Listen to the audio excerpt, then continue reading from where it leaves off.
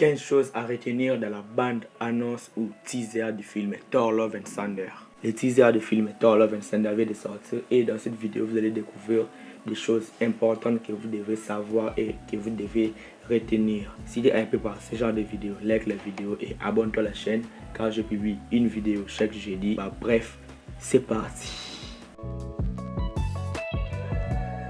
Un certain temps s'est manifestement écoulé depuis la dernière fois où nous avons vu Thor dans Avengers Endgame, ce qui nous témoigne la bande-annonce, mais il semble également qu'il ait réalisé une grande introspection, comme il explique en déclarant que j'ai besoin de découvrir qui je suis réellement.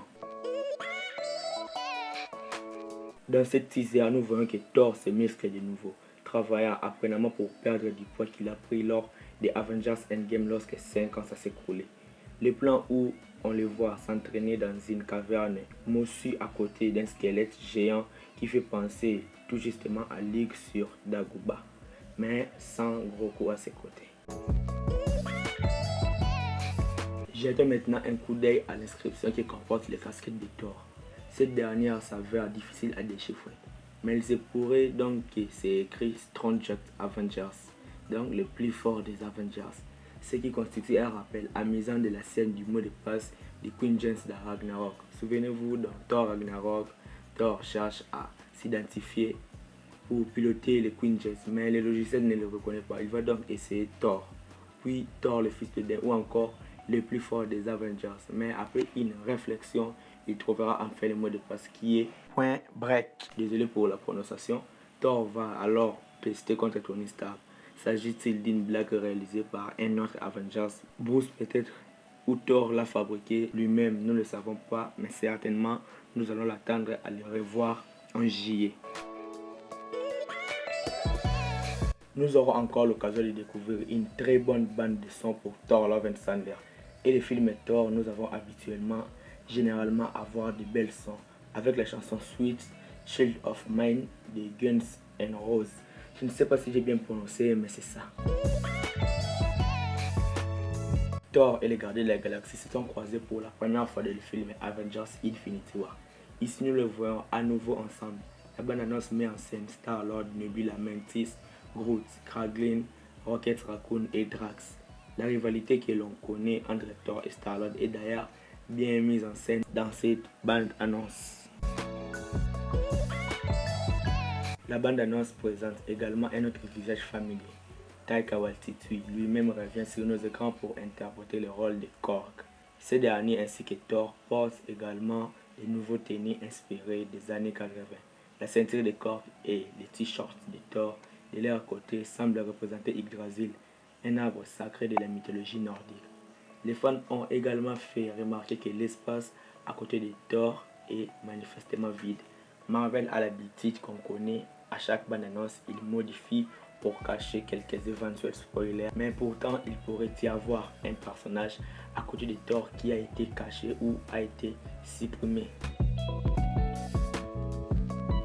Un détail hilarant à ne pas manquer. Des chèvres qui tirent un bateau volant, c'est fun.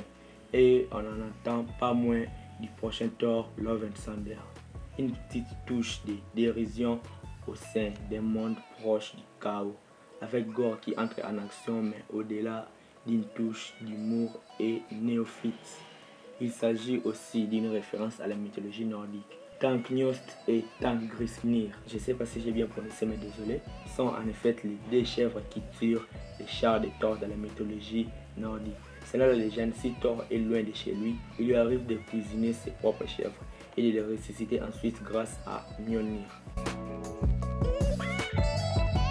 Taika Waititi n'est pas étranger au genre pirate, puisqu'il a récemment joué et réalisé une comédie avec des pirates sur HBO Max, intitulée Our Flag Means Death.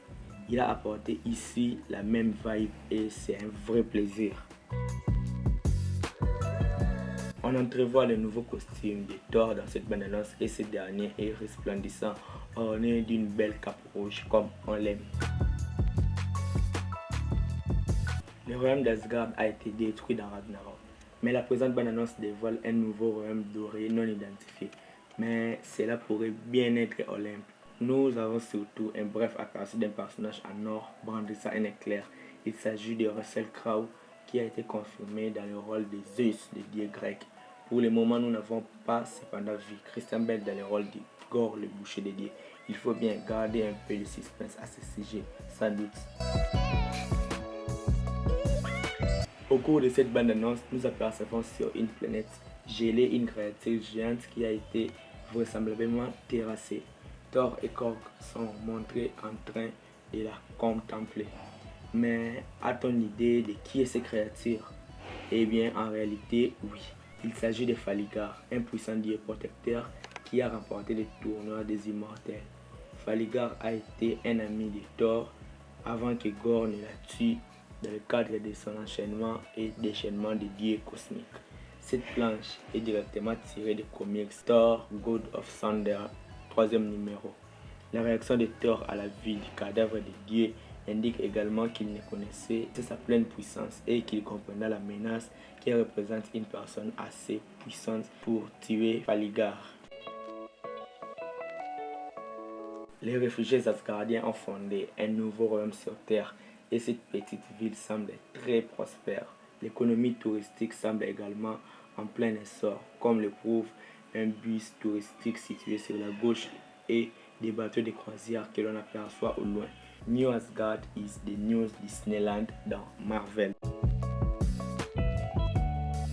Thor a depuis longtemps quitté le trône des Asgardiens et à sa place, Valkyrie a pris le pouvoir. Selon Marvel, son nouveau titre est officiel. Il est donc King Valkyrie, soit littéralement Roi Valkyrie en français. Et cette dernière semble raconter des humains dans la partie de la bande-annonce dans laquelle elle est visible. Par ailleurs, sur le côté droit de cette même image, nous apercevons Miek, le meilleur ami extraterrestre de Korg, qui a l'air très élégant dans un costume avec la cravate. Mike serait donc passé du statut du gladiateur de Sakaar à fonctionner du gouvernement du New Asgard. Quelle belle promotion pour lui. Vers la fin de la bande-annonce de Thor Love and Thunder, le spectateur voit un Mjolnir forgé voler dans l'air. Le manteau a été détruit par la serre du Thor et là de Thor Ragnarok. Mais il semble désormais que Mjolnir soit reforgé à un moment donné au cours des événements de son prochain film solo. À voir si cela s'est produit, comment ils l'ont reconstruit, ils l'ont mis du code, on n'en sait rien. On attend juste le film pour savoir comment Mjolnir détruit a été reconstruite. Enfin, Natalie Portman est de retour. Comme prévu, son personnage Jane Foster manie elle-même le Mjolnir en incarnant une nouvelle version de Thor. Comme l'a dit Taika Waititi lui-même, Thor Love and Thunder s'inspirera allègrement des comics Thor du scénariste Jason Aaron et de l'artiste Russell Dotterman, dans lesquels Jane Foster est révélée comme étant la nouvelle digne détentrice de Mjolnir. Cependant, comme nous l'avons appris dans Thor Ragnarok, Jane et Thor ne se sont plus vraiment séparés en bon temps.